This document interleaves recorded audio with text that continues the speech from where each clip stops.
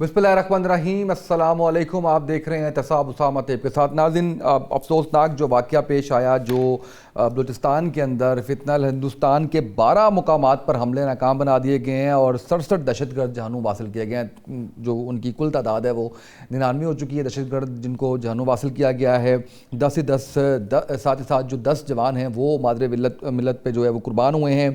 दहशतगर्दी का अफरियत जिसके बारे में हम बात करते चले आ रहे हैं, उसके आप देख सकते हैं कि इस वक्त जो चीज़ें सामने आ रही हैं वो डिस्टर्बिंग भी हैं और उसके ऊपर जिस तरह से सिक्योरिटी फोर्सेस काबू पा रही हैं वो भी ज़ाहिर के काबिल सताइश है। लेकिन हम जड़ से इसको कैसे ख़त्म कर सकते हैं, इसको प्रैक्टिकलिटी में कैसे नरेट कर सकते हैं, ऑपरेशंस के हवाले से जो पॉलिटिकल पार्टीज़ का एतराज़ उठता है, इस सब के बाद भी क्या वो एतराज़ वहीं पर कायम दायम है, इसके ऊपर हम बात करेंगे आज के प्रोग्राम में। इकबाल बारिश साहब पाकिस्तान तहरीक इंसाफ से हमारा साथ दे रहे हैं। बारिश साहब बहुत शुक्रिया, आप तशरीफ़ लाए प्रोग्राम में। मियाँ सैफुर रहमान साहब सीनियर तहज़ीरकार हमारा साथ दे रहे हैं। मियाँ साहब आपका शुक्रिया, आप तशरीफ़ लाए प्रोग्राम में। आसिफ बाजवा साहब पाकिस्तान मुस्लिम लीग नून से हमारा साथ दे रहे हैं। बाजवा साहब आपका भी शुक्रिया। बाजवा साहब जो है वो पाकिस्तान मुस्लिम लीग नून की नुमाइंदगी कर रहे हैं। मैं बारिश साहब आपसे आगाज़ करूंगा और जानना ये चाहूँगा कि जिस तरह से आप देख रहे हैं कि दहशतगर्दी उस पर हमने काबू पाया, जो सूरत हाल 2014 से पहले थी उसके बाद की सूरत हाल काफ़ी हमने जो है उस पर कर लिया, काबू पा लिया। अब ये जो भारत की सरपरस्ती के साथ जो कुछ हो रहा है, आप समझते हैं कि ये जंग के जो आफ्टर इफ़ेक्ट्स हैं, ये जो प्लानिंग के साथ भारत कर रहा है, ये उसी का नतीजा? बिस्मिल्लाहिर्रहमानिर्रहीम, इय्याका नअबुदु व इय्याका नस्तईन। देखें जी, ये जो आपने माशाल्लाह इतनी लंबी चौड़ी बातें हो गई, तो मैं ये कहना चाहता हूँ कि ये तो मुझे तो जो समझ आती है, मैं भी एक तालिब इल्म हूँ एज ए सियासी वर्कर। तो ये जो अभी सिलसिला चल रहा है, कुछ दिन पहले क्या था, सही बदल रहे हैं, सारा कुछ हो रहा है। तो मैं एक है तो सख्त लफ्ज़ में मैं कहना चाहूँगा, यहाँ तो ये तवज्जो हटाई जा रही है, तवज्जो हटाई जा रही है, किसी और जगह से डोरी हिल रही है। या फिर जैसे इन्होंने कहा कि नंबर 1 फोर्स है हमारे पास, सिक्योरिटी फोर्सेस है, तो फिर यहाँ ये कंट्रोल नहीं कर रहे। एक बात तो है, तो कंट्रोल होना चाहिए और भारत को मुँह तोड़ जवाब मिलना चाहिए, क्योंकि पिछले दिनों में आपने देखा कि जंग हुई, उसमें मुँह तोड़ जवाब हुआ। तो ये ऐसा क्यों नहीं हुआ फिर? तो ये सारी चीज़ें मिल मिला के मैं तो यही कहूँगा कि या तो ये तवज्जो हटाओ प्रोग्राम है, या फिर कंट्रोल नहीं हो रहा है इनसे, यही कहना चाहिए। मियाँ साहब क्या कहेंगे आप इस हवाले से? इतनी बड़ी जो है वो जंग जीतने के बाद जो स्टेटमेंट अभी बारिश साहब दे रहे हैं, ये कोई मुनासिब स्टेटमेंट है? आप समझते हैं कि कंट्रोल नहीं हो पा रहा या तवज्जो हटाई जा रही है, जिसके अंदर 10 जवान भी शहीद हो गए, जिसके अंदर ज़ाहिर है कि एक इतनी डिस्टर्बेंस के पूरा मुल्क जो है वो इस वक्त इस सूरत हाल के अंदर है कि हो क्या रहा है बलूचिस्तान में? नहीं, मेरा ज़ाती ख्याल है कि अकमल साहब भी उस परेशानी में एक परेशान पाकिस्तानी की हैसियत से कह रहे हैं, कंसर्न पाकिस्तानी की हैसियत से, कि ये हो क्या रहा है। यकीनन ये परेशान कुन है सूरत हाल, लेकिन दहशत गर्दी की जड़ें हमारे यहाँ बहुत ज़्यादा गहरी हैं और ये आज का वाक़या नहीं है। मैंने आपको पहले बताया था कि पाकिस्तान के एक बहुत बड़े अंग्रेज़ी रोज़नामे में और उर्दू रोज़नामे भी मैंने एक कॉलम लिखा था, आज से कोई 15-16 साल पहले वो शाया हुआ बड़ा नुमाया, जिसमें मैंने कहा था कि दहशत गर्दी हमारे इस खित्ते में तब भी वजूद में थी जब यहाँ अमेरिका और रूस भी नहीं आए थे। उसकी मैंने चीज़ें फिर वाज़ेह की, चूँकि ज़ाहिर प्रोग्राम में इतनी गुंजाइश नहीं होती वो सारी बात करने की, कि किस तरह के वाक़यात, अगवा बराए तावान, गाड़ियाँ चोरी। मेरी अपनी गाड़ी अफ़गानिस्तान में है, आज 14 साल हो गए, रिकवरी नहीं हुई, या मेरे जंग अखबार के दफ्तर के आगे से चोरी की गई। कहने का मकसद है कि ये सारी चीज़ें दहशत गर्दी ही की तरफ जाती हैं। फिर मैंने आपको बताया कि कौमी असम्बली के स्पीकर बताने लगे, जी मैं मरकज़ का रहना, मैंने मरकज़ में अपनी आँखों से अफ्यून के खेत देखे। तो ये जब ड्रग्स इन्वॉल्व होंगी, कार लिफ्टिंग होगी, बंदे अगवा बराए तावान होगा। फिर यहाँ से हमारे एक दोस्त थे, मुझे याद पड़ता है, उनका नाम शाहीन भट्ट था, लाहौर के पानी वाला तालाब के। उन्होंने 2 कत्ल किए, चमरोद में जाकर उन्होंने पनाह ले ली। जब मलक को जो उनको पनाह दे रहा था, उसने कहा कि भाई आप मैंने सुना 2 कत्ल किए हैं। उसने कहा जी आप 25,000 मुझे एक्स्ट्रा दो, यानी पनाह देने का। तो ये सारी चीज़ें मिल के एक सम टोटल दहशत गर्दाना सरगर्मियों की बुनियाद है। तो उस पर चूँकि हम लोग चूँकि एक्वाइस करते थे, खामोश तो साहिल का शिकार थे। हमारे यहाँ भी अब लाहौर में, जैसे मैंने आपको बताया कि मैंने कई वुज़रा आला को कहा कि अब तो बसंत आ रही है, उसमें तो खैर अब थोड़ी सी अपनी तरफ से सख्ती कर रहे हैं। 30-40 लाख क्लाशनकोव, पशपशे, करनकोव, कलाकोव, rocket launcher, Uzi rifle Israel की। अब मुझे बताएं कि इसराइल से हम कितनी नफरत करते हैं। लाहौर में हज़ारों की तादाद में उजी राइफल्स हैं, कॉन्ट्राबैंड, नाजायज़। और ये मैंने बरमला चीफ मिनिस्टर के साथ नोटिस में लाया कि जनाब हम चूँकि जर्नलिस्ट हैं, हम घर घर जाते हैं, लोगों की महफिलों में जाते हैं और दफातर भी विज़िट करते हैं, तो हमारे पास ये CIDs होती हैं, लेकिन हमारी मालूमात को आप वेरीफाई करें। तो ये चीज़ अंदर मौजूद थी, भारत ने उसका इस्तेमाल किया है, इस्तेसाल किया है। भारत अपने तौर पे, चूँकि वो अब ऑपरेशन मई में ऑपरेशन संदूर था, मैं कहता हूँ अब ऑपरेशन लंगूर हो गया, यानी हमने उनको लंगूर बना दिया ये सारा करके कि आओ जी, पहले तो हमने संदूर डाला था आपकी मांग में, अब हम इन बंदों को इस तरह डील करेंगे जिस तरह के पाकिस्तान के मुल्क पाकिस्तान को करना चाहिए। और मेहर सारी अवाम इस बात में मुतमिन है कि ये इनको जड़ से उखाड़ा जा रहा है, मेहनत की जा रही है, कुर्बानियाँ भी दी जा रही हैं। और माजी में देखेंगे हमारे लोग भी कितने कुर्बान हुए। मैं चाइना के कौंसल जनरल जो अब रुखसत हो रहे हैं, वो 3 साल 9 महीने के बाद, मेरे ज़ाती दोस्त हैं मिस्टर चाओ शेरन, तो मैंने उन्हें कहा कि एक्सीलेंसी आपके बहुत से लोग चीनी बिशाम में मारे, फिर मुख्तलिफ जगहों पे मारे उन्होंने, आप उनके साथ बिंगे बढ़ा रहे हैं। उन्होंने कहा नहीं मिस्टर रहमान, हम उनके साथ टेकअप कर रहे हैं, वो कहते हैं जी ये एविडेंस गलत है। तो मैं कहा नहीं एक्सीलेंसी, मुझे ये बताएं कि उन्होंने 20 साल में जो अमेरिका को फतह करने का दावा कर रहे हैं, इसमें तो उन्होंने ज़्यादा से ज़्यादा 500 उन्होंने अमेरिकी मारे हैं 20 साल में, जबकि 90,000 उन्होंने मासूम पाकिस्तानी मारे।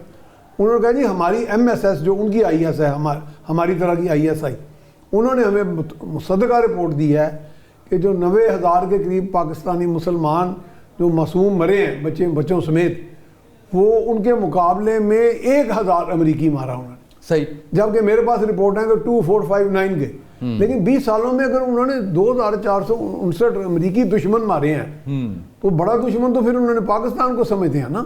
बिल्कुल तो सही। भारत से बड़ा दुश्मन तो वो हुआ। फिर मैंने ये भी कॉलम लिखा कि मेरा दुश्मन अगर उसामा तैयब मुझे मार रहा है और उसामा तैयब को कोई हिंदू कहता है कि सैफ रहमान को मार दो, तो मेरा दुश्मन तो आप हुए, बिल्कुल सही, जो मेरे मुसलमान भाई हैं। यस, बिल्कुल ठीक हो गया। बारिश साहब, इस सारी सूरत हाल के अंदर जो मिलिट्री ऑपरेशन की मुखालफत है, उसके पीछे क्या तहफ़्फ़ुज़ात है?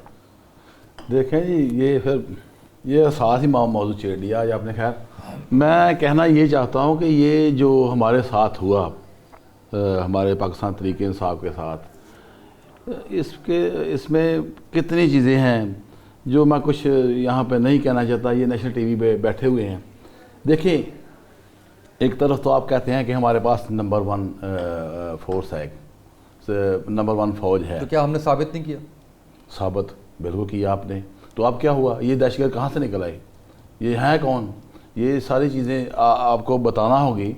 तो दूसरा ये है कि साफ साफ पता चल रहा है, आप देख भी रहे हैं 3 साल गुज़श्ता जो 3 साल गुजरे हैं, इसमें हमने क्या देखा कि 9 मई नज़र आ रहा है बस इनको, पूरे पाकिस्तान को, चाहे वो सिटिंग हुकूमत है या ये जो हमारी सिक्योरिटी फोर्सेस है।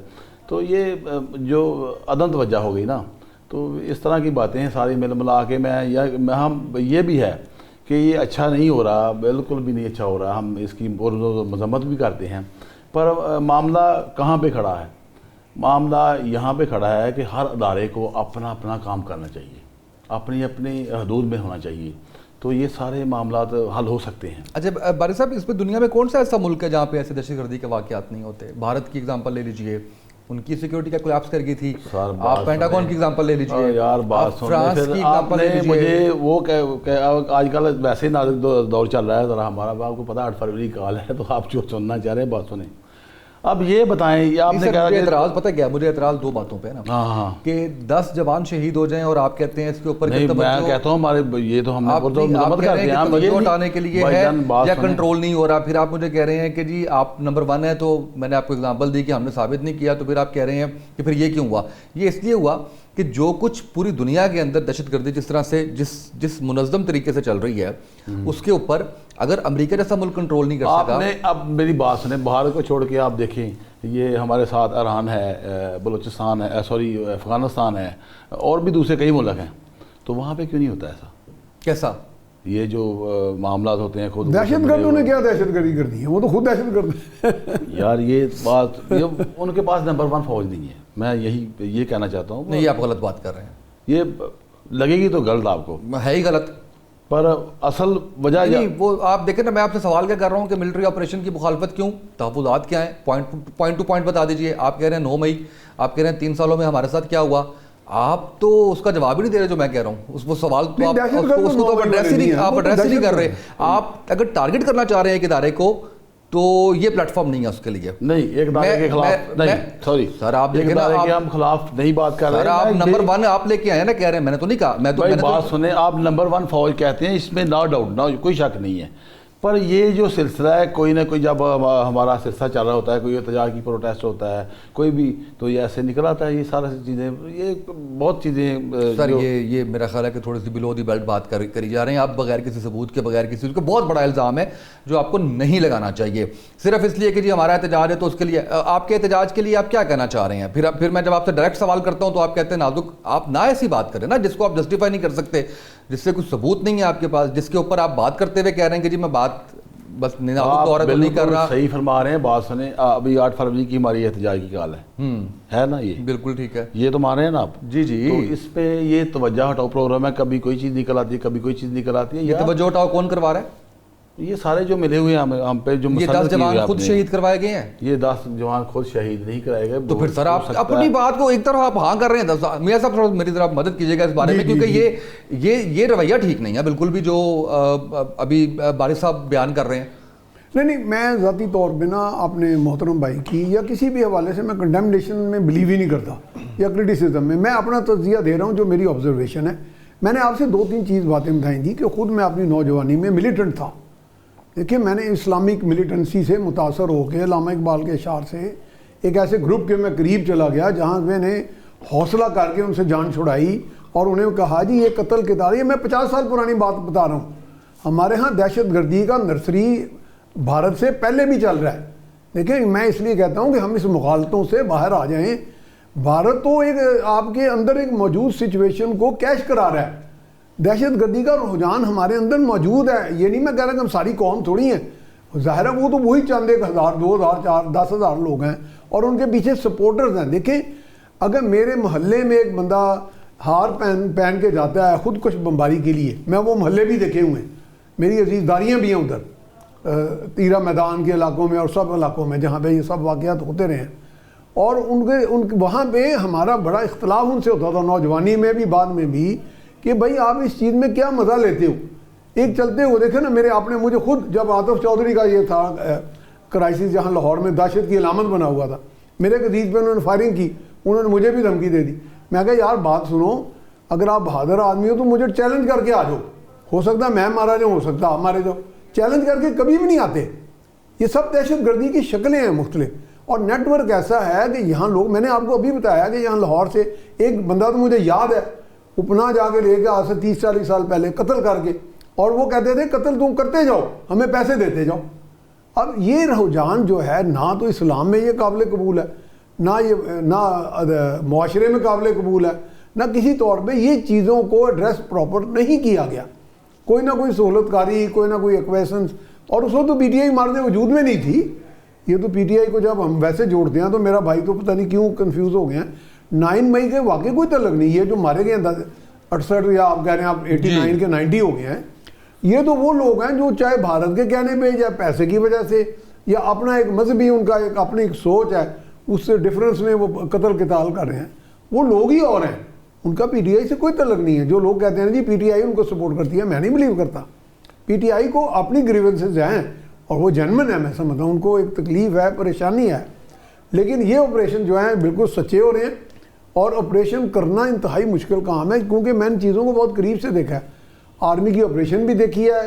हम शक्ल लोगों को मारना और मुश्किल होता है। मेरे अंदर एक बंदा, मेरा हम शक्ल, मेरा हम मज़हब आगे बैठ जाए मस्जिद में, तो मैं नमाज़ पढ़ा वो बम चला दे। तो कहने का मकसद है कि कितने लोगों को आप पकड़ के, यानी मुझे मार दें, समझ के मैं अफगान हूँ।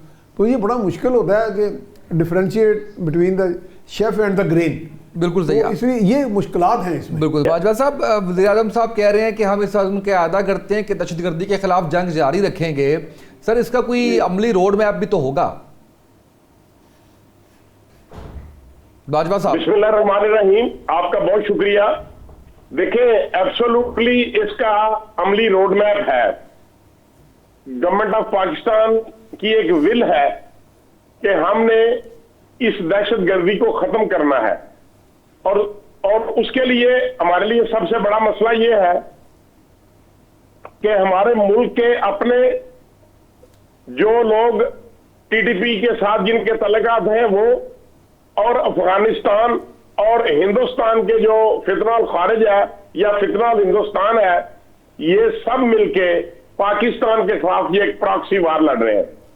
मैं ये समझता हूं कि पाकिस्तान के तमाम पॉलिटिकल लीडरशिप को इस वक्त एक पेज पे होने की जरूरत है, जिसके लिए सबसे इंपॉर्टेंट रोल जो है वो चीफ मिनिस्टर केपीके का होना चाहिए। लेकिन बदकिस्मती ये है कि वो इस बात पर भी सियासत करते हैं और वो ये समझते हैं कि पाकिस्तान तहरीके इंसाफ ने कभी भी जो टीटीपी है उसको कंडेम नहीं की, कभी फेडरल नहीं की करने में। जब भी government of Pakistan, federal government KPK में या बलोचिस्तान में तालिबान को गिरफ्तार करती है तो वो इसमें रोड़े अटकाने की बात करते हैं और सीएम साहब कहते हैं कि मैं खुद जाऊंगा अफगानिस्तान में। तो क्या उनका ये प्रोरोगेटिव है? नहीं है। उनको कोई आइन ने ये इख्तियार नहीं दिया कि वो फेडरल गवर्नमेंट से बाला वहां पे जाके बातचीत करें। सर अभी तो बलोचिस्तान का थोड़ा सा मुझे बताइएगा ना कि बलोचिस्तान के अंदर जो थोड़ा सा अभी उसका बलोचिस्तान का बताइए ना। अभी तो हम केपी के तीरा या अफगानिस्तान की बात नहीं कर रहे, अभी तो बलोचिस्तान और भारत की बात हो रही है ना। उसमें तो पीटीआई जो है उसकी क्या सपोर्ट चाहिए आपको? बलोचिस्तान में आपके इल्म में है कि हिंदुस्तान जो है वो बिल्कुल इसमें इन्वॉल्व है और वो अलहदगी की तहरीक को प्रमोट करता है। और पाकिस्तान जिनको जो पहाड़ों के ऊपर जा चुके हैं और बाद में यहाँ पे उनके लवाकीन फेडरल गवर्नमेंट में कहते हैं या हाई कोर्ट में या सुप्रीम कोर्ट में मिसिंग पर्सन का नाम देते हैं। लेकिन ये सब एक गठजोड़ है अफगानिस्तान के साथ और उन लोगों के साथ जो पाकिस्तान के अंदर रहते हुए टीटीपी को सपोर्ट करते हैं। हमें उन लोगों का कला कमा करना है, हमें उन लोगों को कंडेम करना है जो पाकिस्तान के अंदर रहते हुए पाकिस्तान के अवाम के खिलाफ दहशतगर्दी करते हैं। और फितना और खारिज हिंदुस्तान और अफगानिस्तान की टीटीपी जो है वो सबसे बड़ी पाकिस्तान की जो रियासत है इसकी दुश्मन है। लेकिन मैं ये अर्ज करूंगा कि इससे पहले भी जब 2013 में पाकिस्तान मुस्लिम लीग नून की गवर्नमेंट आई थी सामा तैयब साहब, उस वक्त इससे भी ज्यादा दहशतगर्दी थी, लेकिन उस वक्त की गवर्नमेंट ने इसके ऊपर काबू पाया और बिल्कुल कंट्रोल कर लिया गया। आज उसके मुकाबले में कम दहशतगर्दी है, लेकिन बलोचिस्तान में शायद ज्यादा हो। इसके लिए गवर्नमेंट जो है और चीफ ऑफ आर्मी स्टाफ जो है वो बिल्कुल हर सूरत पाकिस्तान में बिलखसूस बलोचिस्तान और केपीके में ये जो लोग प्रॉक्सी वार कर रहे हैं हिंदुस्तान की, उनके खिलाफ नबर्द आजमा है। लेकिन जरूरत इस अमर की है कि पाकिस्तान के अंदर जो लोग रहते हैं जो टीटीपी को सपोर्ट करते हैं उनके खिलाफ इन सब लोगों को जो पाकिस्तान के अंदर है मुतहद होना पड़ेगा। सियासत को बाला ताक रखते हुए पाकिस्तान की नजरियाती सरहदों की सपोर्ट करने के लिए हमें जरूरत है कि तमाम सियासी जमातें एक पेज पे हों और उसके बाद ही हम काबू पा सकते हैं। बसूरत दीगर हमारे लिए मुश्किलात होंगी, लेकिन ये विल है गवर्नमेंट ऑफ पाकिस्तान की, फेडरल गवर्नमेंट की, कि हमने हर सूरत बलूचिस्तान में दहशतगर्द के ऊपर काबू पाना है। और जो आपने क्वेश्चन किया कि आपके कोई पैरामीटर्स होंगे, आपकी कोई लाइन होगी, तो गवर्नमेंट ने अपनी लाइन जो है वो ड्रा की हुई है, एक पॉलिसी है, उसके तहत दहशतगर्द। देखिए आज जो किया गया, पहले वो पंजाब के लोगों के साथ करते थे, आज तो बलोचों को मारा गया है, मजदूर लोगों को। 11 लोग जो शहीद किए गए हैं वो बलोचिस्तान के हैं। तो ये अब इसके बाद जो बलोचिस्तान के अवाम है उनको ये आंखें खोल लेनी चाहिए कि ये जो दहशतगर्द है ये सिर्फ गैर बलोचियों के खिलाफ नहीं थे, ये अब तो बलोची लोगों को भी मारना शुरू कर दिया उन्होंने। तो इसके लिए इंशाल्लाह जब ये हम बावर करने में कामयाब हो जाएंगे और जब वो लोग समझेंगे गवर्नमेंट ऑफ पाकिस्तान इस दहशतगर्दी के पा सके, वो लोग जो फितना खारिज या फितना हिंदुस्तान के आला कार बने हुए अफगानिस्तान के या टीटीपी जो है जो इस वक्त पाकिस्तान में वहां पे सपोर्ट कर रही है। हमारे जो मुल्क दुश्मन अनासर हैं उनको बलूचिस्तान में जब तक हम उनका कला कमा नहीं करेंगे हमें काबू पाना मुश्किल होगा, लेकिन हम इंशाल्लाह इसके ऊपर काबू पाएंगे। इसके बगैर ना हमारी पाक फौज ना पॉलिटिकल लीडरशिप जो है। बिल्कुल सही है बारिश साहब, अभी जो गुफ्तगू की है अगर आप इस पर रिस्पॉन्ड करना चाहें, लेकिन साथ ही साथ जो सवाल है वो ये है कि पाकिस्तान मुस्लिम लीग नून जिस तरह से भी बाजवा साहब रिप्रेजेंट कर रहे हैं और वो कह रहे हैं कि हुकूमत की विल है, आप इनकी जो डायरेक्शन है दहशतगर्दी ख़त्म करने के हवाले से उस पर क्या राय है? देखें जी, ये जो साफ फरमा रहे थे, पहले बंदा पूछे इनसे कि अगर इनको 9 मई से फुर्सत मिल जाए तो फिर ये देखेंगे ना ऐसे मामला। और दूसरा ये बातें माशाल्लाह काफ़ी करने को तो काफ़ी बातें होती हैं, कर भी सकते हैं, पर आपका रिस्पांस क्या है? आपने किया क्या आज तक? ये आपका भी कहते हैं दहशतगर्दी ख़त्म हो गई है, आपकी बातें हैं ना। आपने कहता कि हमने दहशतगर्दी का किला कमा कर दिया, सफाई कर दी, फिर आप कहाँ से आ गए? और ये दूसरा जो बातें हैं ना करने को, तो करी बंदा चलता जाए करता जाए। भाई केपी कभी आप ले आते हैं, कभी आप 9 मई का हवाला दे देते हैं। आपसे सवाल किया जा रहा है कि इस पे आपने क्या कंट्रोल, दहशतगर्दी को किस तरह कंट्रोल किया। और दूसरा जो हम यहाँ पे फिर वही बात है कि सारे सिलसिले सारी बातें सिर्फ और सिर्फ पीटीआई के लिए हैं, सिर्फ पाकिस्तान तरीके इंसाफ के जो निज़ाम बनाया गया है उसके अलावा इनको कोई काम नहीं है। अब पाक फ़ौज से तो हमें मोहब्बत है, पर कहना मैं यहाँ पे ये चाहूँगा कि इनको देखना चाहिए ये सारे जो हमारा मैंडेट है, जिन लोगों ने वोट दिया है, ये सारा सिलसिला जो है इनको ध्यान में रखना चाहिए। बिल्कुल सही है। मियाँ साहब ये बताइएगा कि मिलिट्री ऑपरेशन तो ज़ाहिर है कि नागुज़ीर लग रहा है, हल नहीं लग रहा उसके बगैर, लेकिन साथ ही साथ आप नहीं समझते कि इसके अंदर हमें सियासी और मुआशी इस्तेहकाम की भी ज़रूरत है? वो तो बुनियादी ज़रूरत है ना जी हमारी। असल में अगर आपने सिर्फ कला कमा कर देना दहशत गर्दों का, वो तो चलो देखें एक निज़ाम है आपका, कानून का एक ढांचा है, उसमें आपका कानून के निफाज के इदारे हैं, पुलिस स्टेशन है। मिसाल के तौर पे एक पुलिस स्टेशन की हदूद में किसी घर में डकैती होती है, सर्कल कर लेते हैं, 10 डाकू अंदर जाके 4-5 बंदों को मार देते हैं। उस वक्त पुलिस के पास एक रोड मैप, एक अथॉरिटी, एक ऑथराइजेशन, कानून का एक पूरा शक्ल मौजूद होती है, कि इख्तियार मौजूद होता है टू एक्ट अगेंस्ट दैम। इसी तरह जब मुल्क की सलामती पे किसी जगह पे हमला होता है, किसी तनसीबात पर हमला होता है, या कहीं पे आग लगा दी जाती है, या कहीं पे कोई डिसरप्शन या सबवर्चन की जाती है, तो उनके पास वो इख्तियार और रोड मैप मौजूद होता है। ये ज़्यादातर तो हम इसलिए कहते हैं कि चूँकि इस वक्त सियासी गदर मचा हुआ है, हम कहते हैं इसलिए मुसल्लह अफवाज या आपकी हुकूमत जो है वक्त की, वो अगर सारी कौम को या स्टेक होल्डर्स को लेके चलेगी तो ज़्यादा मौसर कार्रवाई होगी। बुनियादी तौर पे तो दुनिया के तमाम ममालिक की अफवाज और तमाम ममालिक की पुलिस जो है वो मौके पर एक्शन का, रिएक्शन का, रिस्पॉन्स का उनके पास पूरा मैंडेट मौजूद होता है। उसी मैंडेट को आप रोड मैप भी कह सकते हैं। लेकिन मेरा ज़ाती ख्याल है, आपका सवाल यही है कि क्या कोई जामे रोड मैप है कि जो कौम के तमाम स्टेक होल्डर्स को, बिलखसूस ऐसे लोगों को भी जो मार्जिनलाइज समझ रहे हैं ये 9 मई के हवाले से, कि उनको भी साथ अगर रखा जाए दरमियान अपने सारे इस मिशन में और उनको ऑन बोर्ड लिया जाए, तो अगर काम किया जाए तो ज़्यादा मौसर होगा।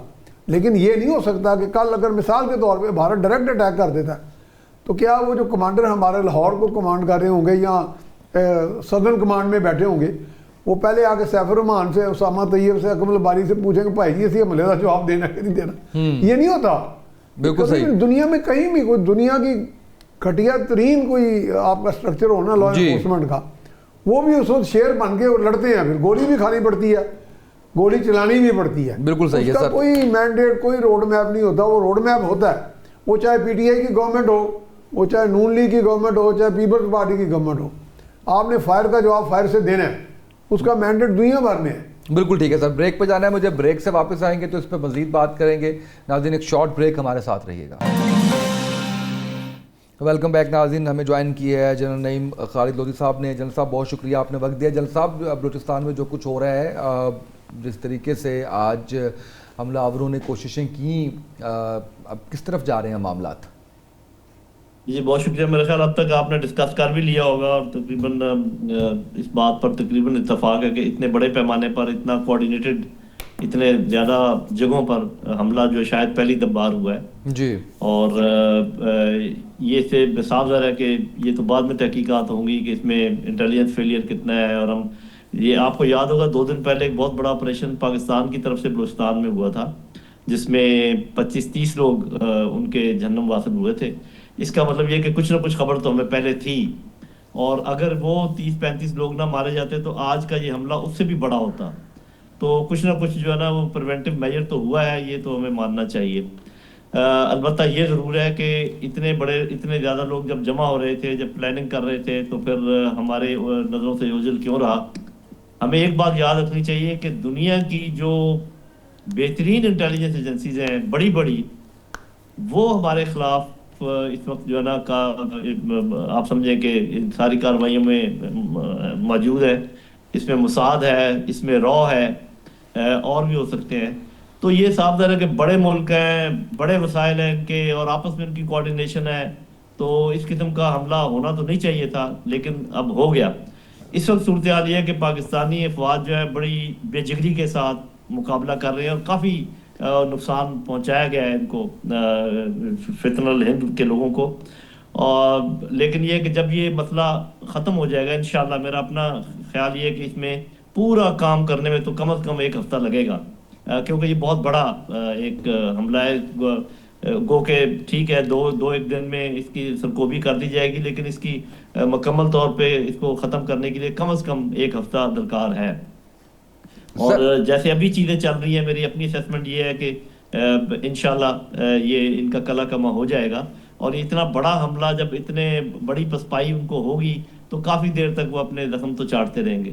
इसके बाद फिर हम बातचीत करेंगे, आप ही के चैनल पे करेंगे और भी भाइयों के साथ करेंगे कि आखिर क्या वजह है कि इतने लंबे अरसे से हम इस चीज़ पे काबू क्यों नहीं पा रहे। क्या ये कोई हमारे खारजा पॉलिसी का प्रॉब्लम है, या अंदरूनी पॉलिसी का प्रॉब्लम है, या क्या है।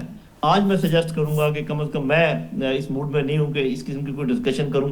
हमें दुआ करनी चाहिए कि जिस बहादुरी के साथ हमारी अफवाज इनका मुकाबला कर रही हैं और इनको ख़त्म करने की कोशिश कर रही हैं, हमें हर हालत में अपनी अफवाज के लिए दुआ करनी चाहिए। और इंशाअल्लाह आप देखेंगे कि ये कामयाब भी होंगे। बाकी बातें हम बाद में इंशाअल्लाह करेंगे, पहले भी हम करते रहे हैं। इस पर फिर बाद में गुफ्तगू मैं करूंगा, आज मैं और कुछ नहीं कह पाऊंगा। जी सर, मैं सिर्फ वे फॉरवर्ड जानना चाह रहा हूँ कि किस तरीके से अब आगे हम चलेंगे। मैं नहीं आपसे बिल्कुल पॉलिटिकल कोई बात करूँगा, मैं समझ सकता हूँ कि ज़ाहिर है कि इस वक्त जो सूरत हाल है उसमें पाकिस्तानी कौम को भी एक तसल्ली, एक दिलासा चाहिए, उस हवाले से बताइए। जी देखिए, ये तो मैंने आपको बता दिया ना कि किस किस्म के लोगों से हमारा वास्ता है। अब वो क्यों है ऐसा, इसका ये मतलब ये है कि हमें कुछ चीज़ें अपनी रिव्यू करनी है। मेरे अपने ख्याल में, उसकी मैं डिटेल में नहीं जाता, हमें अपनी खारजा पॉलिसी भी रिव्यू करनी है और हमें अपनी इंटरनल पॉलिसी भी रिव्यू करनी है। बस वे फॉरवर्ड उसके बाद निकलेगा। अगर हम ऐसे ही रहे, यानी कि अगर हमने कोई तब्दीली ना की अपनी हिकमत अमली में, बैरूनी तौर पर और अंदरूनी तौर पर, और ये सोचते रहे कि इसी तरीके से हम लड़ते रहेंगे, पिछले इतनी दहाइयों से लड़ रहे हैं, ये मेरा ख्याल कोई साहिब बात नहीं होगी।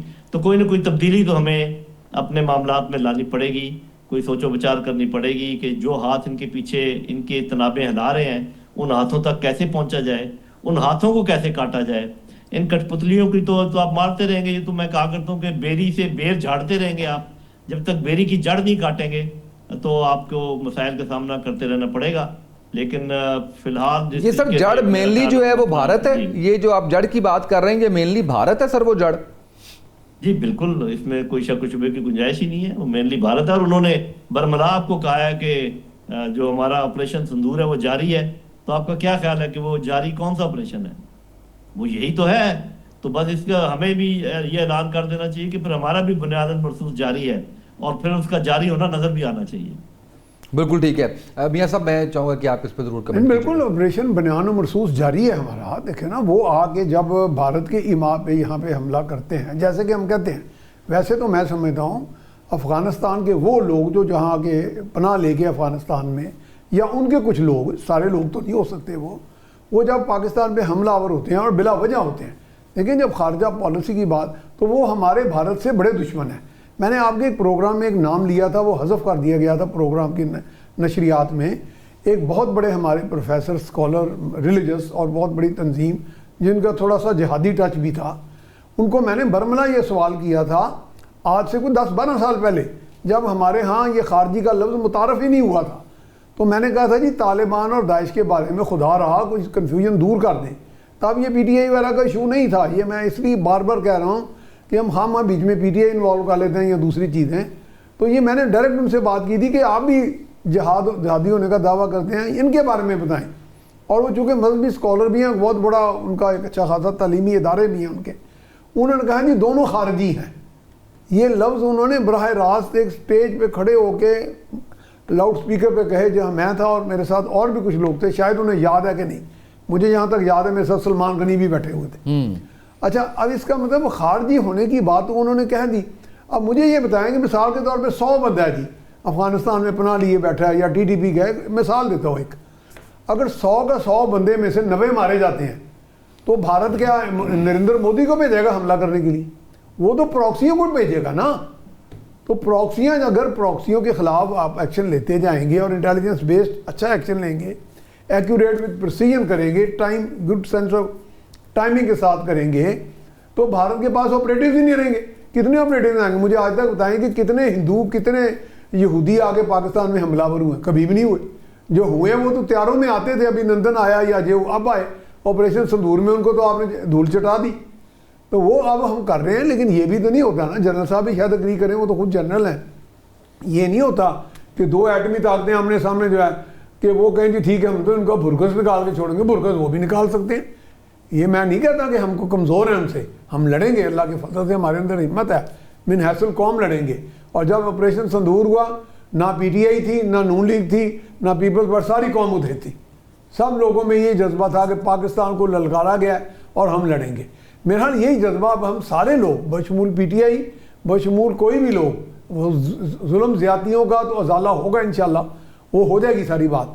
लेकिन यहाँ पे जो हमारे ऊपर हमलावर हो रहे हैं, जैसे अब बलोच भाइयों को उन्होंने मार दिया और मारते भी कमज़ोरों को हैं। मुझे देखें, बात यही तो मैं बता रहा हूँ कि अगर हम 100 बंदे बैठे हैं असला लेके और हमें कोई चैलेंज करके आएगा कोई, ये कोई लॉजिकल सी बात है, कभी भी नहीं आएगा। उसकी वजह ये होती है कि वो भी नुकसान से डरते हैं। जान सबको प्यारी होती है, दहशतगर्द को भी प्यारी होती है और उसके विक्टिम को भी प्यारी होती है। ये होता है कि चलते चलते राह चलते हुए गैर मुसल्ला लोगों पे हमलावर हो जाना। नमाज में बंदा वैसे ही सॉफ्ट हुआ होता है, उसको अल्लाह के हज़ूर खुशू में सजदे में होता है, उस पर बम चला देना। एक स्कूल में एक बंदा लाहौर में, आपको याद है जब वाक़यात हुए थे अमून मार्केट में जी, मैं एक ऐसे शख्स को जानता था, दुनिया TV पे मैं प्रोग्राम में था, प्रोग्राम में लाइव बंद करना पड़ता, बार बार रो पड़ता था। उसके 3 बच्चे उसमें मारे गए। उन 3 बच्चों से बजोड़ से आगे बंदा कोई बदला ले रहा था महरूमी का। भाई खुदा का नाम है, ये महरूमी की भी बात। अब ये जो बलोच दहशतगर्द मारे गए हैं, ये क्या बलोचों के सज्जन हैं? क्या ये उनके सही नुमाइंदे हैं या क्या उनकी महरूमियों के लिए उन्होंने ये मार रहे हैं सबको? ये महरूमियाँ तो मैंने, हमारे यहाँ एक बलोच लीडर यहाँ आए लाहौर में, मुझे चीफ मिनिस्टर ऑफिस मिले, हमको 10-15 सारे सीनियर जर्नलिस्ट, मैं, इफ्तिखार अहमद, बेशुमार लोग थे। हमने पूछा जी आज बैठ के हमें ज़रा वादे कर दें कि क्या लाहौर में या पंजाब में महरूमियाँ नहीं हैं? आपकी महरूमियाँ कुछ ज़्यादा हैं, तो महरूमियों को एड्रेस करना चाहिए। लेकिन ये तो नहीं है कि ये तो महरूम लोगों के नुमाइंदे नहीं हैं जो हमलावर हो रहे हैं। हम इस कन्फ्यूजन से तो बाहर आ जाए। दूसरा एक कन्फ्यूजन, खुदा के वास्ते, मेरी तो अजीज़दारी है पख्तूनों में, पख्तूनों की एक बहुत बड़े चीफ की बेटी मेरी वाइफ है, कहने का जिनके पास इतना असला था कि पाकिस्तान में और जायज़ असला भी था, उनके पास तोपखाना भी था जो मिलिट्री ऑपरेशन में उनसे ले लिया गया। तो मैं कह रहा हूँ मिलिट्री ऑपरेशन से मुराद के कोई दहशतगर्दी के खिलाफ मिलिट्री ऑपरेशन नहीं। जब अयूब खां के दौर में रियासतों की जो रियासत थी प्रिंसली स्टेट्स, उनको गैर मुसल्ला किया गया था, वो मैं बात कर रहा हूँ। उनके पास ऑथोराइज असला था। बिल्कुल सही। तो ये सारी चीज़ों का हमने इदराक करना है, कन्फ्यूजन से निकल आए। ये जो हमारे भाई कोई KPK में, कभी बलोचिस्तान में, कभी पंजाब में कह रहे हैं हवरे होया कि नहीं, हवरे होया कि नहीं। भाई हवरे से बाहर आएंगे तो आप करेंगे ना कुछ, इसमें क्लैरिटी लाएं। बंदे मारे जा रहे हैं, मुझे राह जाते बंदा को बाहर मार दे, उसमें कह जी हवरे सैफर मान की नहीं दुश्मनी, मैंने तो अपनी ज़िंदगी में थप्पड़ नहीं किसी को मारा। बिल्कुल ठीक है। बाजवा साहब ये बताइएगा कि तमाम पॉलिटिकल पार्टीज़ को एक साथ रख के एक पेज पे लेके आगे उसके बगैर कैसे चलना मुमकिन है?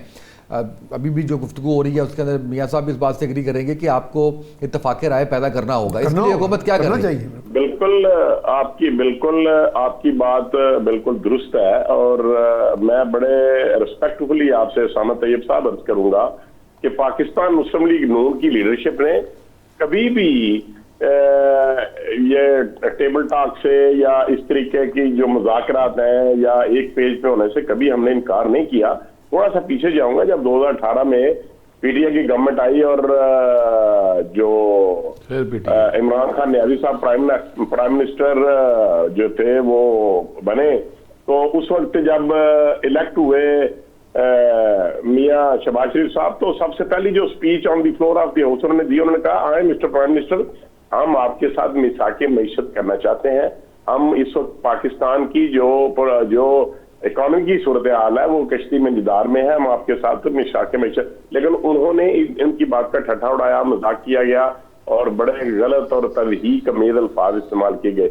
उसके बाद आप देख लें, आज से 1 साल 2 माह पहले जब अक्टूबर 24 में जब मुज़ाकरात हमने शुरू किए तो दो दौर हुए और तीसरे दौर की एक डेट फिक्स थी, लेकिन वो तीसरे दौर में वो आए नहीं। इसके बाद प्राइम मिनिस्टर मियां शहबाज साहब जो है वो 3 मरतबा on the floor of the house opposition leader के पास, बैरिस्टर गौहर के पास गए। उन्होंने कहा कि हाँ, हम आपके साथ मुज़ाकरात करते हैं, बैठते हैं, पाकिस्तान के लिए हमें मिल बैठना है, हमारे मुश्किल हालात हैं, हमें मिल बैठना चाहिए। लेकिन आप ये समझ सकते हैं कि उन्होंने कहा कि नहीं, हम मुज़ाकरात देखें। फिर उसके बाद क्या हुआ, उन्होंने अपोजिशन लीडर महमूद खान अचकज़ई को बना दिया, लेकिन एक स्टेटमेंट आती रही कि जी पाकिस्तान तहरीक इंसाफ गवर्नमेंट के साथ मुज़ाकरात नहीं करेगी क्योंकि ये बेइख्तियार गवर्नमेंट है, हम एस्टेब्लिशमेंट के साथ बात करना चाहेंगे। एस्टेब्लिशमेंट के DGISPR ने 4 दफा कैटेगोरिकली स्टेटमेंट दी प्रेस ब्रीफिंग में कि पॉलिटिकल लीडरशिप से बात करना होगी, एस्टेब्लिशमेंट किसी सियासी लीडर से बात नहीं करेगी। उन्होंने कहा हमें खत लिख दिया, उन्होंने कहा अव्वल तो हमें खत मिला ही नहीं, अगर हमें मिलेगा भी तो हम प्राइम मिनिस्टर को भिजवा देंगे। अब इन्होंने कहा कि मुज़ाकरात करेंगे तहरीक तहफ़्फ़ुज़ आईन पाकिस्तान के सरबराह महमूद खान अचकज़ई, जिनको उन्होंने अपोजिशन लीडर बना दिया। वो कहते हैं कि मुज़ाकरात वो करेंगे, पीटीआई मुज़ाकरात नहीं करेगी। तो उन मुज़ाकरात का क्या फायदा हुआ? और मैं बड़े अदब से, बड़े सीजन्ड पॉलिटिशियन है, बड़ी शानदार गुफ्तगू करते हैं, जिनकी नकलें भी उतारते थे इमरान खान न्याजी साहब, ये वही महमूद खान अचकज़ई हैं, सामत तैयब साहब, जिसके उन्होंने सर के ऊपर ऐसे बुक्कल मार के खतून जैसा ऐसे ड्रामा करके टीवी पे दिखाया था। तो मैं आपसे अर्ज करूं, उन्होंने भी एक स्टेटमेंट दिया आज से 15-20 रोज पहले। उन्होंने कहा कि हम गवर्नमेंट के साथ मुज़ाकरात करने को तैयार हैं, लेकिन हमारी पहली शर्त ये होगी कि ये गवर्नमेंट जो है ये इस पार्लिमान को डिसॉल्व करे, फिर हम मुज़ाकरात करेंगे। सही है, बिल्कुल ठीक है। साहब मुझे ये बताएं कि क्या ये पॉसिबल है कि एक इलेक्टेड गवर्नमेंट को आप कहें कि आप इनको डिसॉल्व करें फिर हम मुज़ाकरात करेंगे? भाई फिर किस बात की मुज़ाकरात? मैं आज भी बड़े अदब से ये गुजारिश करूंगा, हम ये चाहते हैं कि हम मुज़ाकरात करें, तमाम पॉलिटिकल लीडरशिप एक टेबल पे बैठे और हम मुतफिका तौर पर KPK के मुतल्लक, बलोचिस्तान के मुतल्लक और पाकिस्तान के इकनॉमिकली जो हालात हैं उनके मुतल्लक और दीगर जो रियासत के मुश्किलात। बिल्कुल ठीक है सर, मैं जरा PTI का मौक़िफ़ ले लो इस पे। सारा तो वो आप पे डाल रहे हैं कि आपकी तरफ से जो है वो मुज़ाकरात। PTI का क्या तल्लुक है? सुने जी यार, यही तो मसला है, बस ये नाहल लोग जो है ना पे मसलत हो चुके हैं। मैं अब कुछ कहना नहीं चाहता, ये आपका सास मौजूद है। अच्छा, ये जो साहब फरमा रहे थे, अब मैं ये कहना चाहता हूँ कि हमारा जो CM नया आया था, जब वो सैयद फरीद साहब जब नए वो आए थे, तो उन्होंने कहा जी मुबारकबाद आई, और उसके बाद उन्होंने कहा जी मुलाकात करनी है मैंने खान साहब से। तो उन्होंने कहा था पूछ के बताऊँगा मैं। तो ये किसने कहा था? आपकी है कोई हैसियत मुलाकात के लिए? आप कहते हैं कि पूछ के बताऊंगा। तो दूसरा ये हो गया कि जैसे ये कह रहे हैं मुझे अचकज़ई साहब का, तो आपने तो पेट फाड़ना था इसका जरदारी साहब का, सड़कों पे घसीटना था, तो वो सारे थोड़ा सा और तरफ जा रहे हैं। बात सुने सर, बात सुन ले। साहब ने जो इतना बोला आपने वही। अच्छा, तो अब ये सारी चीज़ें ले दे के वही पे है, वही पे आ जाती हैं कि पीटीआई ने ये कर दिया, पीटीआई ने किया क्या है? 3.5 साल हुकूमत की ठीक है सर। आप तो 35 साल से मसलत है इस पे, इस कौम पे, तो खुदारा आप झूठ आप बिल्कुल ठीक है सर। सर मुझे दो तीन साल मुझे जनरल साहब की तरफ, जनरल साहब ये बताइएगा कि जो ईरानी आर्मी चीफ का बयान आया, उन्होंने वार्न किया जिस तरीके से यूएस और इजराइल को और खित्ते के लिए खतरा करार दिया, कोई हमला हुआ, इसको सर किस तनाजुर में देख रहे हैं आप? देखिए, बात यह है कि ईरान ने पहले भी ये कई दफा कहा है कि किसी दबाव के तहत तो हम बातचीत नहीं करेंगे। अभी अमेरिका कह रहा है ना उनको, जी हम बातचीत करने को तैयार हैं, और ये भी उन्होंने उसका एजेंडा भी दिया है कि किन चीज़ों पे बातचीत करनी है। साफ ज़ाहिर है उनके एटमी हथियार और रजीम के सिलसिले में इस किस्म की उन्होंने 3-4 शराइत दी हैं। तो ना उन्होंने पहले कभी अंडर प्रेशर बात की है, ना भी करते अंदर बातें शायद और हो रही हों, क्योंकि आपको ये पता होना चाहिए कि तमाम मुल्क जो हैं वो अपने अवाम को दिखाने के लिए बाज़ औक़ात कोई और बात करते हैं और अंदर कोई और बात भी हो सकती है। मेरा अपना अंदाज़ा ये है कि इस दफ़ा चीज़ें ज़रा मुख्तलिफ हैं ईरान और इसराइल के दरमियान। इस दफ़ा एक तो ये है कि जो इर्द गिर्द के ममालिक हैं उन्होंने सब ने कह दिया कि हम अपनी एयर स्पेस इस्तेमाल नहीं होने देंगे, कह दिया है कम अज़ कम, होने देंगे या नहीं होने देंगे वो अलग बात है। और फिर ये जो बड़े मुल्क हैं 3, पाकिस्तान और सऊदीया और तुर्की, इनकी तरफ से ना सिर्फ ये कि बयान आए हैं बल्कि इन्होंने आपस में टेलीफोनिक राब्ते किए हैं, और जो ईरानी हुकूमत है उनके साथ भी टेलीफोनिक राब्ते किए हैं, और जो कि एक नई चीज़ है। और फिर ये कि चीन और रूस की तरफ से जो बयान आया है वो इस दफ़ा ज़रा सख्त आया है। फिर जो हमारे सुनने में चीज़ें आई हैं कि बहुत सारा असला और बहुत सारे मॉडर्न इक्विपमेंट जो है वो ईरान भेजा गया है। गो कि इतनी जल्दी कोई इक्विपमेंट के ऊपर दस्तरस हासिल कर नहीं सकता, लेकिन हो सकता है कोई ऐसी चीज़ें हों जिन पे पहले से उन्होंने ट्रेनिंग की हो। तो मेरा अपना अंदाज़ा ये है कि देखिए, ये तो इन्होंने फैसला किया हुआ है कि ईरान को किसी भी सूरत में एटमी हथियार नहीं बनाने देंगे। तो एक ही बात है, ये जंग जो है अभी जिसके लिए बिल्कुल तैयारी है, लगता है बस अभी शुरू हुई या कल शुरू होती है। अगर तो ईरान ने कोई थ्रेशोल्ड क्रॉस कर लिया है और उन्होंने कन्वे भी कर दिया है इनको, अगर कर दिया है कि जी बाकी जो ओपन बात है तो आप भी जानते हैं ना, हम भी जानते हैं, उन्होंने कहा जी हम जहाँ भी इनके अड्डे हैं हम उन पर हमला करेंगे, वो तो सारी ऊपर की बातें हैं।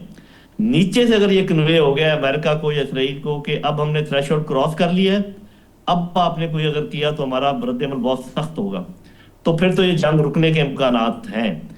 गो के कोशिश वो फिर भी कर सकते हैं कि चले यार इनके पास 2-4 दाने जो है इनको ख़त्म करने की कोशिश करें, लेकिन अगर वो इन्होंने हासिल नहीं किया तो ये लाजमी दोबारा चढ़ाई करेंगे, उसकी तैयारी शारी करने में ये लगे होंगे। अब सैफुर रहमान साहब, सर ये बताइएगा मुझे कि बलूचिस्तान के अंदर जो अमन है क्या वो मिलिट्री ऑपरेशन के बगैर मुमकिन है मौजूदा सूरत हाल को देखते हुए? नहीं, मिलिट्री ऑपरेशन देखें, जहाँ पे कोई आग लगाएगा, आगे बंदों को मारेगा, मस्कीनों को मारेगा, उसके खिलाफ तो मिलिट्री ऑपरेशन की ऑप्शन हमेशा ही होती है, उसमें तो दो राय नहीं है। लेकिन पायदार अमन जो है, आपका सवाल बहुत उम्दा है, पायदार अमन यानी जिसे कहते हैं ना कंसोलिडेशन ऑफ गेन्स जी। आप एक गेन हासिल करते हैं, एक दहशतगर्द को मार देते हैं, व्हाट नेक्स्ट, यानी उसके बाद भी तो आपने अमन कायम रखना ना। उसके लिए वो नेशनल एक्शन प्लान था जो मेरा नहीं ख्याल कोई तोड़ चढ़ा वो सही, लेकिन उस तरह का एक कॉम्प्रिहेंसिव प्लान जिसमें सियासी जमातें, सियासी लोग, आपकी इंतज़ामिया, सिविल इंतज़ामिया, कानून के नफाज के इदारे आपके साथ साथ होने चाहिए। मैं समझता हूँ जो लोगों को समझाएं कि जनाब इन लोगों का सपोर्ट ना करें, इसमें कन्फ्यूजन ना फैलाएं। ये लोग जो आगे मासूम निहत्ते लोगों को मारते हैं, गैर मुसल्लह लोगों को मार रहे हैं, ये किस तरह आप कह सकते हैं कि जी फ़लाँ का ये बदला उठा रहे हैं, फ़लाँ का कर रहे हैं और ये तवज्जो हटाने की बात है। ये यकीनन एक वाक़या है कि मुझे चलते राह चलते बंदा गोली मार देता है, उसके पीछे कॉन्स्पिरेसी थ्योरी कितनी लंबी हम निकाल लेंगे कि इसके पीछे ईरान है, इसके नीचे मुसलमान है, इसके पीछे इसराइल है। तो वो चीज़ें हैं अपनी जगह पे, दुनिया में साजिशें बहुत होती हैं, पाकिस्तान के ख़िलाफ़ भी होती हैं, लेकिन हर चीज़ में तो साजिश नहीं है कि सीधा सीधा प्लेन इंसिडेंट आपको नज़र आ रहा है सामने, आपको राह जाते ही लोग मारे जा रहे हैं, तो उन लोगों के ख़िलाफ़ तो एक्शन आपने लेना ही लेना है बगैर सोचे समझे। मैं समझता हूँ उसमें कॉन्फिडेंस में भी ना लें किसी को, आपको कानून की इजाज़त देता है, हत्ता कि एक SHO पुलिस के सिपाही को भी इजाज़त देता है कि जब बिल्कुल गदर मच जाए और कत्ल क़िताल शुरू हो जाए तो then you can use force, आप ऑथराइज्ड हैं। लेकिन जामे मनसूबाबंदी इसलिए ज़रूरी है और तवील मुद्दती और कलील मुद्दती और दरमियानी मुद्दत के मनसूबे जिसमें तमाम स्टेक होल्डर्स हों, लोगों को शामिल किया जाए साथ और लोगों को कन्विंस किया जाए कि भाई महरूमियों का ज़ाला कत्ल क़ताल से नहीं होता, और अगर किसी से आपकी दुश्मनी है, अगर कोई एंटी एस्टेब्लिशमेंट है, तो उसका भी हल है, उसको अपनी वेंट देने के लिए अपनी सोच को और रास्ते हैं और प्लेटफॉर्म है। ये नहीं है कि आप किसी दहशतगर्द को सपोर्ट कर दें, कहीं बड़ा अच्छा है, क्योंकि दहशतगर्द ने जाके हमारी मुसल्लह अफवाज के बंदों को मार दिया और यहाँ से हमें कोई तकलीफ आई, तो लिहाजा ये बड़ा अच्छा काम है। अच्छा, वो किसी तौर पे नहीं, कोई भी पाकिस्तानी मुसलमान निहत्ते को मारेगा वो हमारा दुश्मन है, वो भले अफगानी हो, भले वो उज़्बेक हो, भले वो ताजिक हो, भले हिंदुस्तानी हो। बिल्कुल सही। लेकिन ये नहायत अफसोसनाक बात है कि मारने वाले मुसलमान हैं, मरने वाले मुसलमान हैं। कोई आज तक कोई एक गैर मुस्लिम किसी सबूत के साथ साबित नहीं हुआ कि उसने आगे यहाँ पे हमला किया हो। मस्जिदों में हमले मुसलमानों ने किए हैं, और उन मुसलमानों ने जो ये दावा करते हैं कि हमारे जितना पारसा, हमारे जितना नेक, हमारे जितना रासखुल अकीदा मुसलमान ही कोई नहीं। और आप बताएं, मुझे एक बात बताएं, क्या कोई मुल्ला हैबत अखुंज़ादा से अपना मनी ट्रेल ले सकता है? सवाल ही नहीं पैदा। और आपका क्या ख्याल है? मैंने यहाँ लाहौर में बैठे बड़े बड़े इंडस्ट्रियलिस्ट को फ़ोन आते सुने और उनके रंग पीले हो जाते थे कि जी सुबह अल्लाह के नाम पे हमारे पास 10 करोड़ रुपया भेज दो। कोई कारोबार ही कोई नहीं है, एक फ़ोन जाना है तो 10 करोड़ 10-20 अरब रुपया जेब में डाल लेना है, ना इनकम टैक्स है, ना मनी ट्रेल है, ना कुछ है। हम तो दूसरी तरफ चल पड़े हैं जी, नया ब्याह कर दे, नया वो कर दे। बिल्कुल ठीक है सर, क्लोजिंग पर जाना है मुझे। बहुत शुक्रिया मियाँ साहब आपका, थैंक यू अकमल साहब आपका, वासिफ बाजवा साहब आपका शुक्रिया। इस वक्त ज़रूरत इस समर की है कि हम लोग आपसी इख्तलाफात भुला के सही मानों पे एक पेज पे आएँ और जो दुश्मन जो नज़र आ रहा है वो, जो नज़र नहीं आ रहा उसका मुकाबला करें। आज के प्रोग्राम से इतना ही, इजाज़त दीजिए, अल्लाह हाफ़िज़।